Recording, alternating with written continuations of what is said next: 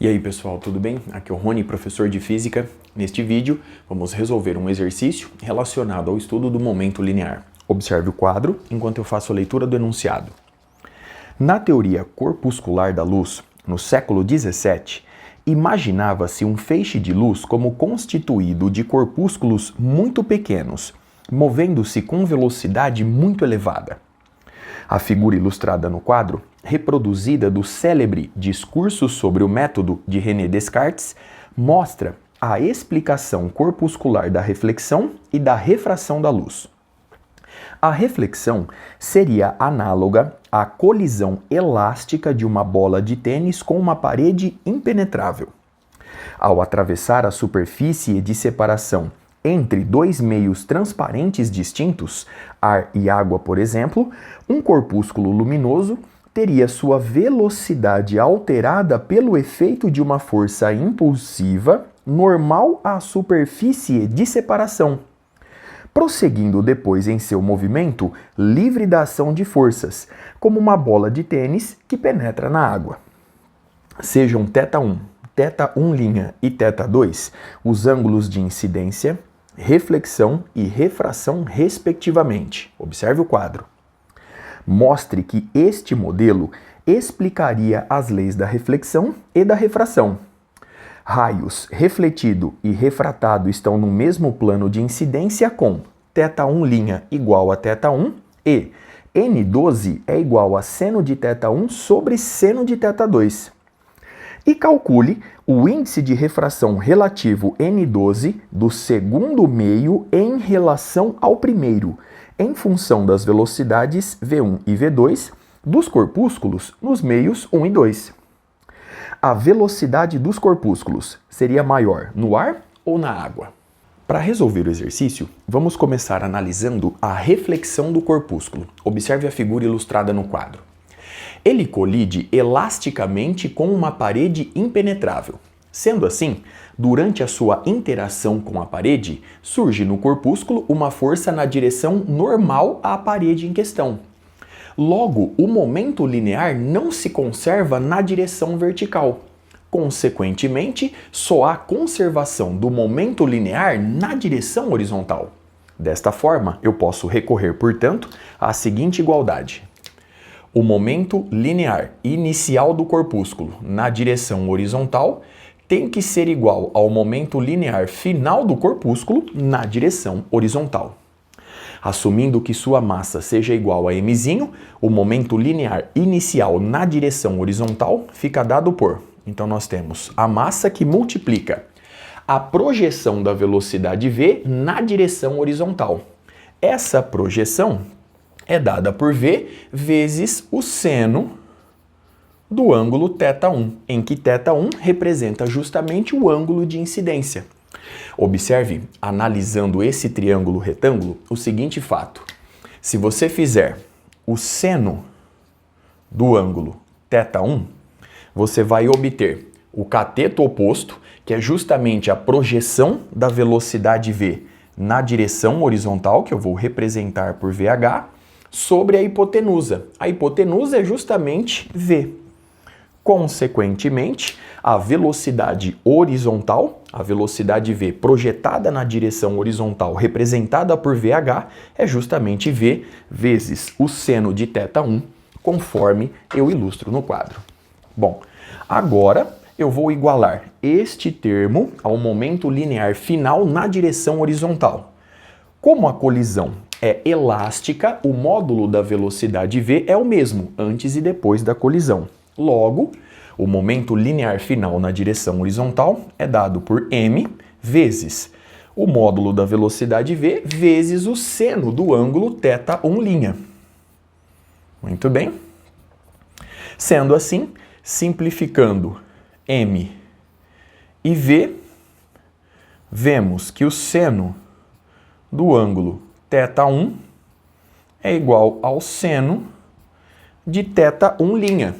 Logo, eu posso afirmar que o ângulo de incidência θ1 é igual ao ângulo de reflexão θ1'.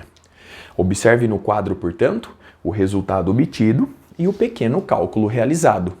Como o vetor velocidade v antes da colisão e o vetor velocidade v depois da colisão estão contidos no mesmo plano, nós temos no quadro justamente as leis da reflexão.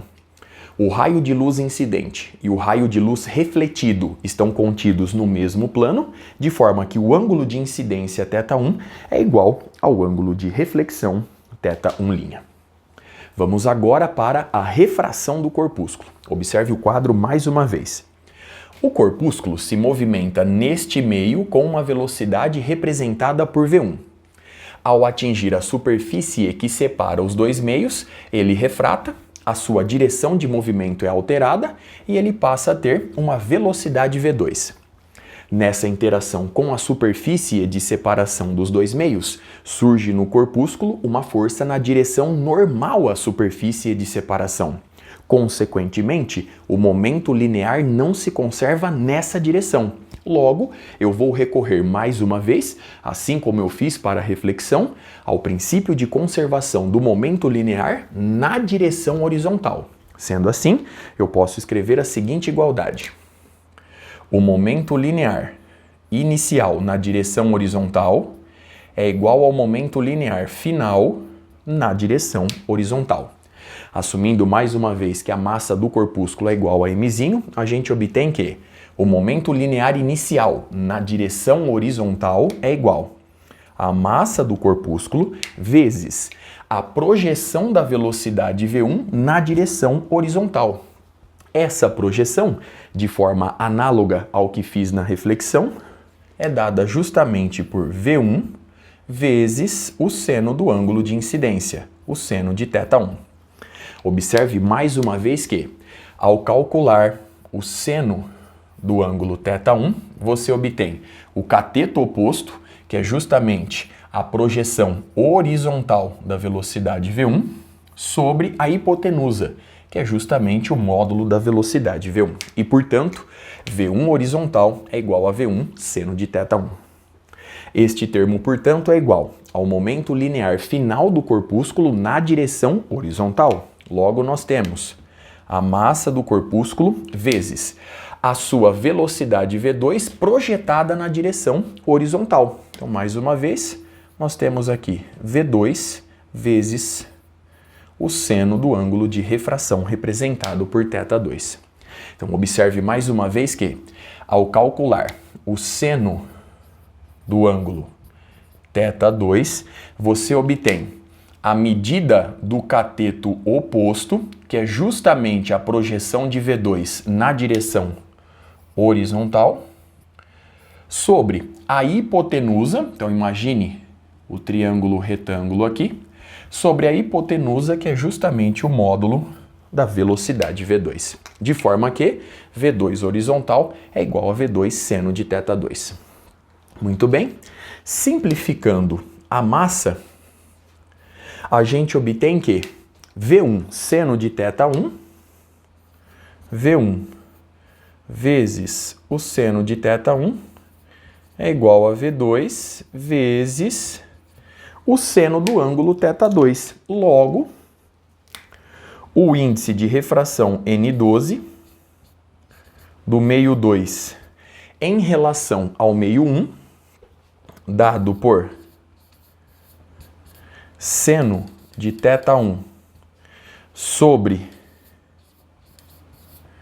o seno de θ2. Então, seno de θ1 sobre o seno de θ2 é igual a V2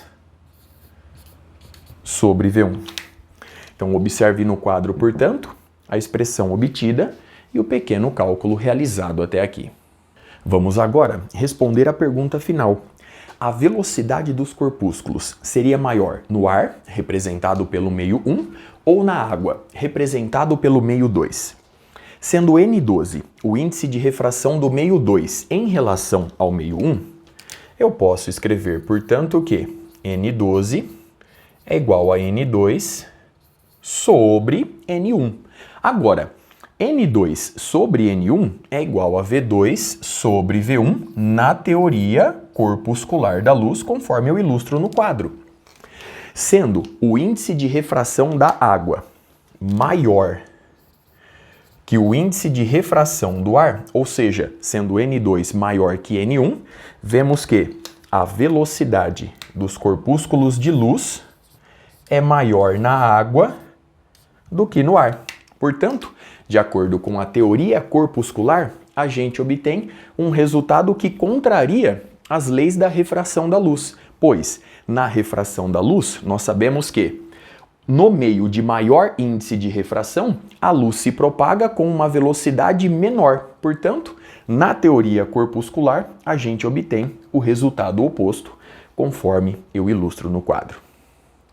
Observe mais uma vez os resultados obtidos, todos os cálculos realizados. Com isso, eu encerro este vídeo. Até a próxima.